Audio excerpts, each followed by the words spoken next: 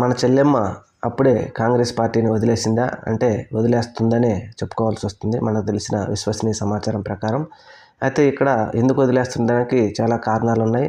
INDIA కూటమికి సంబంధించిన పార్టీలన్నీ కొంచెం జగన్మోహన్ రెడ్డి గారికి మద్దతు ఇస్తున్నట్టుగా వార్తలు రావడంతో రాహుల్ గాంధీ గారు కూడా ఈవిడికి కొంచెం షాక్ ఇచ్చినట్టే తెలుస్తుంది. ఆంధ్రప్రదేశ్లో ప్రభుత్వాన్ని వదిలేసి జగన్మోహన్ రెడ్డి గారి మీద పడటం ఏంటి అని చెప్పి షాక్ ఇస్తున్నారని, అందువలన జగన్మోహన్ రెడ్డి ఐఎన్డీఏ కూటమికి దగ్గరైతే మనం అక్కడ ఉండకూడదు, వెళ్ళిపోవాలని చెప్పేసి ప్లాన్ చేసుకున్నట్టుగా తెలుస్తుంది. ఈ ప్లాన్లో భాగంగానే మన అన్న చంద్రబాబు నాయుడు గారితో డీల్ సక్సెస్ అయినట్టు. ఆ డీల్లో ఆయన పెట్టిన కండిషన్లకు ఓకే అయితే టీడీపీలోకి, లేదంటే మన పవన్ కళ్యాణ్ సార్ జనసేనలోకి చేరాలని ప్రయత్నిస్తున్నట్టుగా సమాచారం.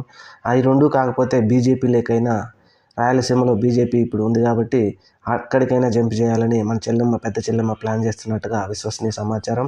రాబోయే రోజుల్లో మరి ఎక్కడికి వెళ్తారో